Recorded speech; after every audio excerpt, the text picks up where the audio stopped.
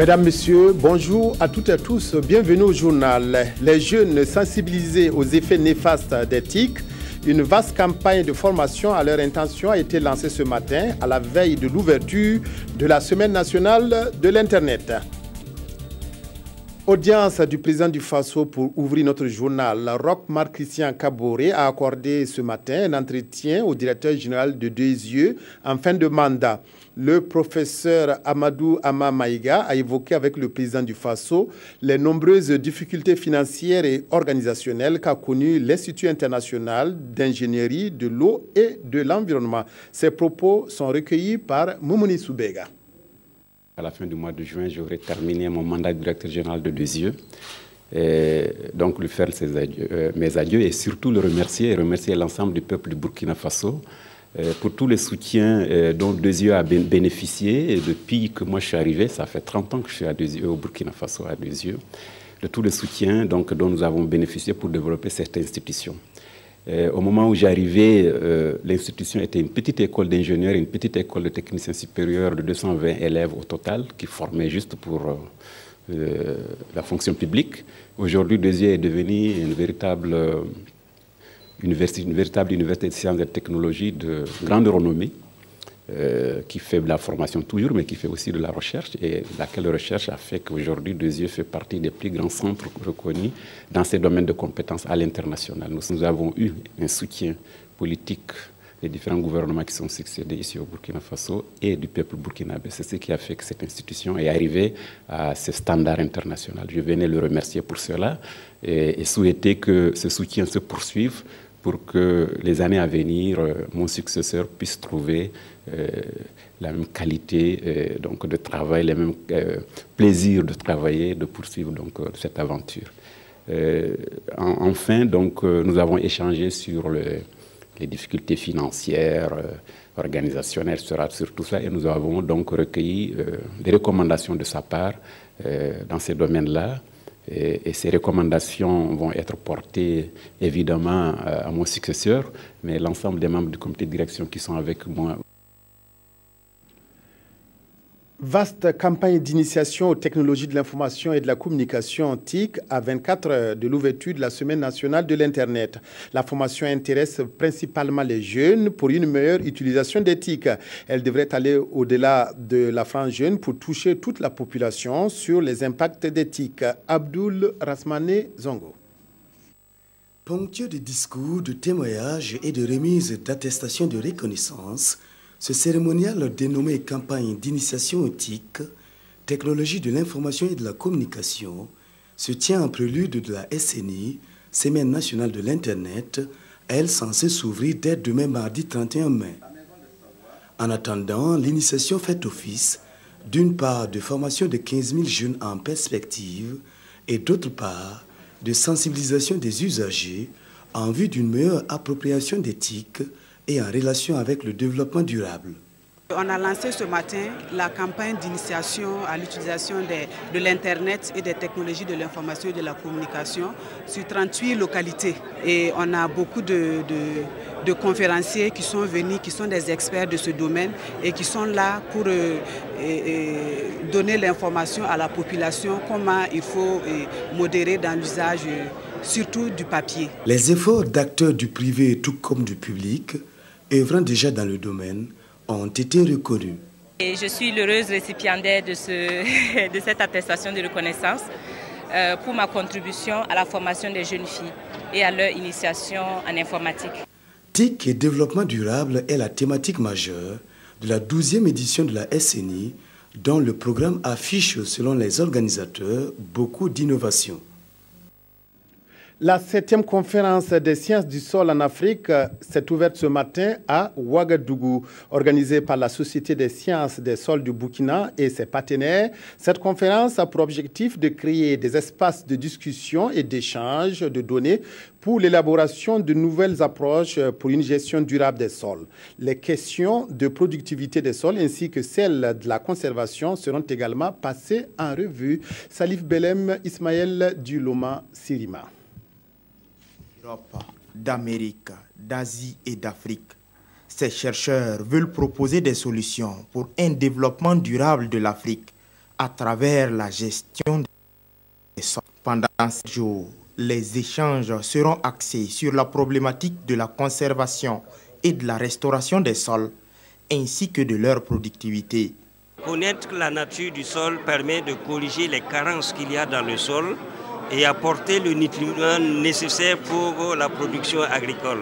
Je leur suggère quand même que ces recherches que nous arrivons à avoir des paquets technologiques quand même qui nous permettent justement de mettre en pratique sur le terrain. À cette 7e conférence de la Société des sciences du sol en Afrique, les organisateurs envisagent de lancer une plateforme de la biologie et de la fertilité des sols tropicaux. La plateforme sur la biologie des sols, c'est comment amener les chercheurs qui travaillent dans ce domaine précis à créer une plateforme, une sorte de réseau pour échanger là-dessus. À côté de l'IITA, il y aura aussi une initiative que l'IFDC va présenter dans le domaine des recommandations des engrais. Et le dernier jour, ça sera des initiatives du Burkina Faso au niveau du ministère de la Recherche, du ministère de l'Environnement. Au-delà de la conférence en salle, des visites de terrain pour apprécier la qualité de différents sols sont prévues à Sapui, à Pau et au nord Ghana. Réflexion à Bobo-Dioulasso autour du partenariat public-privé pour le financement de la recherche scientifique. Des chercheurs de l'Université polytechnique de Bobo-Dioulasso ont cogité ce week-end autour de la problématique en penchant pour la relève de l'État par le secteur privé pour soutenir la recherche. Drissa Traoré, Karim Sissé, reportage. Le partenariat secteur privé-public pour le financement de la recherche scientifique semble être timide au Burkina Faso. Le constat est du vice-président de l'UPB, l'Université polytechnique de Bobo-Dioulasso. Et pourtant, le professeur Aboubakar Togoyini pense que la recherche nationale pourrait être un levier pour le secteur privé. Aujourd'hui, si vous regardez, notre production cotonnière s'est développée. Pourquoi ? Parce qu'il y a un programme coton qui accompagne, bien sûr, la production de cela. Si vous regardez également aujourd'hui, avec les semences améliorées de maïs qui sont là, qui ont des rendements hautement plus chauds, c'est parce que la recherche aussi a été à la base. Mais pendant combien de temps la recherche a fait cela? Donc c'est pour dire que nous devons bien sûr investir aujourd'hui dans la recherche. Et comme je l'ai dit, la recherche, ce n'est pas quelque chose qui, vous commencez aujourd'hui, demain vous avez le résultat. C'est un investissement à long terme et il faut savoir l'accepter aussi. Même si la recherche nationale relève de la souveraineté de l'État, Dr Oumar Sanogo, directeur scientifique du Centre national de la recherche scientifique et technologique, trouve que le secteur privé doit s'impliquer davantage. Le défi, c'est de prouver que nous pouvons transformer leurs activités. C'est de montrer que nos activités de recherche, ce ne sont pas des activités de recherche de rêveurs, mais des activités de recherche qui peuvent transformer la société, transformer les systèmes de production nationale. À l'occasion de cette rencontre, les meilleurs présentateurs des stands d'exposition lors des journées scientifiques de l'UPB ont reçu des attestations de reconnaissance. Lancement jeudi dernier à Ouagadougou de la campagne Le Coran guéri. Jusqu'au 20 juin, les villes de Ouagadougou, Bobo-Dioulasso et Ouayouguia vont abriter diverses manifestations comme les prêches et conférences. La cellule Rokia organise cette campagne. Le Rokia est une forme d'exorcisme pratiquée en islam. C'est un ensemble de méthodes spirituelles qui consiste à remédier aux maladies mystiques. Nongba Kouda, Yolan Lompo. Je ne peux pas le dire, nous avons un petit verset pour sortir les secrets. Ce que vous venez de suivre, c'est la Ruqya, une forme d'exorcisme propre à l'islam. Cette séance d'incantation est réalisée par le fondateur mondial de l'ONG Le Coran Guéri avec la complicité d'un ancien malade devenu capteur. Depuis 1997, cet ingénieur en statistique et en économie s'évertue à guérir par le Coran et la médecine prophétique les maladies mystiques. Le taux de succès est de 85% au bout de 3 traitements de 12 jours. Nous avons 4 objectifs. 1, de soigner les gens qui souffrent et qui sont bloqués dans leur vie. 2, de former les soignants. 3, de combattre le satanisme, la sorcellerie, qui est la source de tous ces problèmes. Et 4, de résoudre les problèmes mystiques publics qui affectent la vie de la collectivité. Toute personne maîtrisant le Coran peut pratiquer la ruqya. Ces hommes et femmes sont ici pour se former. Weguya et Bobo Dioulasso sont aussi concernés par cette campagne dénommée Le Coran guéri. Une campagne qui va se poursuivre jusqu'au 20 juin 2016.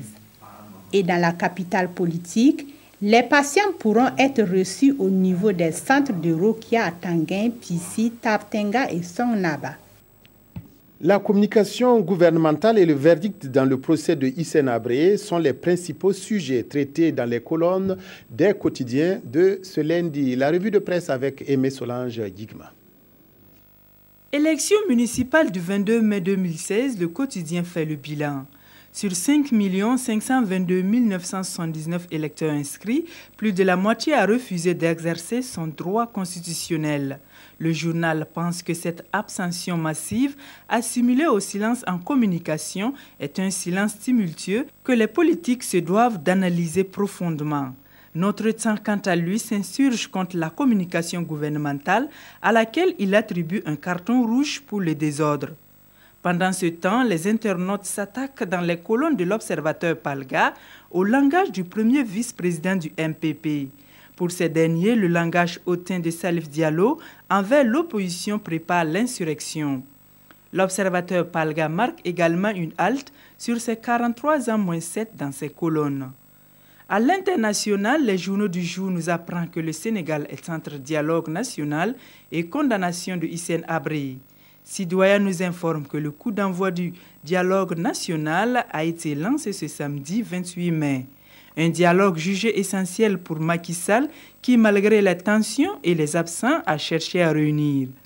Quant à la condamnation de l'ancien président tchadien, le pays estime qu'il payerait le prix juste et le prix fort pour plusieurs raisons. Le caractère historique du procès, l'atrocité et l'ampleur des crimes.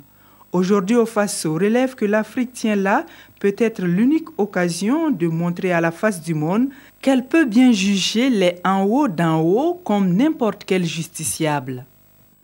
C'est la fin de cette édition. Merci de votre aimable attention. Excellent après-midi à toutes et à tous.